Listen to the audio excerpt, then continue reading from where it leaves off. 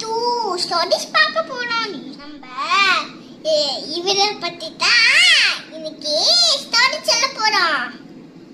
ஜூலையாடியா ஐமன்சின்சான் ஜிராஃபா camera பக்கத்து கேள்வியா இருந்தாங்களாம். அந்த ஜிராஃபா ஒரு குட்டி இருந்துச்சான், அந்த காமராக்கும் ஒரு குட்டி இருந்துச்சான். அந்த ஜிராஃப்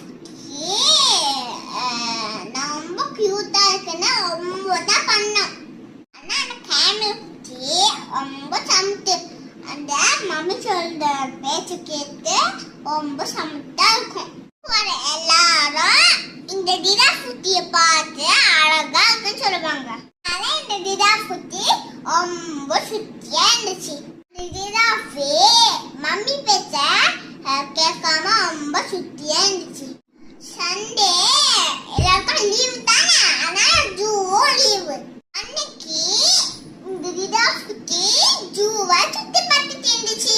காம குட்டியும் அவங்க மம்மியும் அதே மாதிரி ஜூவை சுத்தி பார்த்துட்டு இருந்தாங்க. ஆனா காம குட்டி மம்மி பேச்சு கேட்டு கைய புடிச்சு கூட வந்துச்சான். ஜிராஃப் குட்டி ரொம்ப நாட்டியா அப்படியே கைய விட்டுட்டு போச்சான். ஒரு லயன் அதை பார்த்துட்டே இருந்துச்சான். அந்த லயனு அந்த ஜிராஃப் குட்டிய புடிச்சிட்டு பேசான். ஜிராஃப் குட்டி மம்மி அந்த பாப்பாவை தேடிட்டே அழுதே இருந்தாங்க. கேமலோட மம்மி அங்க வந்தாங்க. எதுக்கு ஜிராஃப் மம்மி அழுகுறீங்க அப்படின்னு கேட்டாங்களா.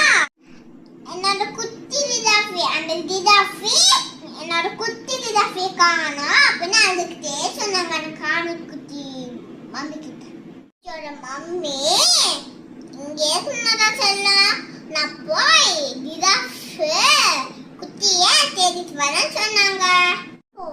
காம் மம்மி சொன்னது கேட்டு அங்கே நினைச்சான்.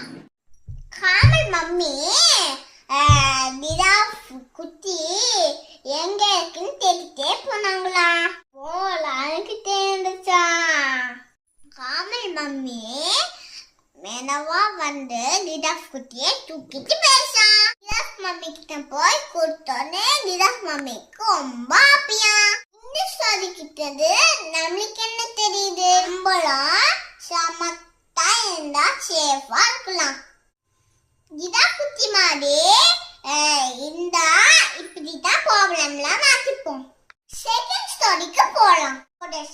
ஒரு குண்டு ஃபாக்ஸ் இருந்துச்சா. அந்த ஃபாக்ஸ் ஒரு லயன் தொக்கிட்டே வந்துச்சான். அந்த லயன் கிட்ட அந்த ஃபாக்ஸ் தப்பச்சி ஓடி வந்துச்சான். ஓடி வந்து அப்பார்ட்மெண்ட்குள்ள பேசான். அப்போ அந்த அப்பார்ட்மெண்ட்ல ஒரு சபன்ஸ் நடந்துச்சான். ஃபாக்ஸ் ஒரு பில்டிங்க்கு கீழே போய் ஓடிச்சான். ஓடி சேபஸ்னால ஃபாக்ஸ் மேல கலர் ஊத்திட்டாங்க. என்ன கலர்? Yellow colour. அடுத்த பில்டிங்க்கு போச்சான். அங்க கிரீன் கலர். நெக்ஸ்ட் பில்டிங்ல ப்ளூ கலர். ஃபாக்ஸ்க்கு ரொம்ப குளிர்ச்சான். திரும்பி ஃபாரஸ்ட்கே போலான்னு ஓடி பேசான். ஃபாரஸ்ட்ல அந்த ஃபாக்ஸ் யாருக்கும் அழுதான்னு தெரியும். இந்த ஃபாக்ஸ் நல்லா குண்டு கலர் இருந்துச்சான். ஃபாரஸ்ட்ல எல்லாரும் இதோட புது அனிமல்னு நினைச்சிட்டாங்க. அந்த ஃபாரஸ்ட்ல கிங் லயன் தான் கிங்.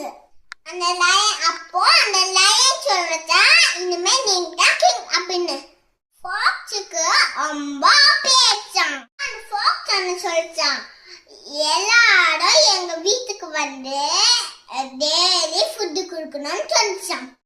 அந்த ஃபாக்ஸ் டெய்லி ஃபுட் சாப்பிட்டு ஜாலியா இருந்துச்சான். நாளை என்னாச்சு, மழை வந்துச்சான்.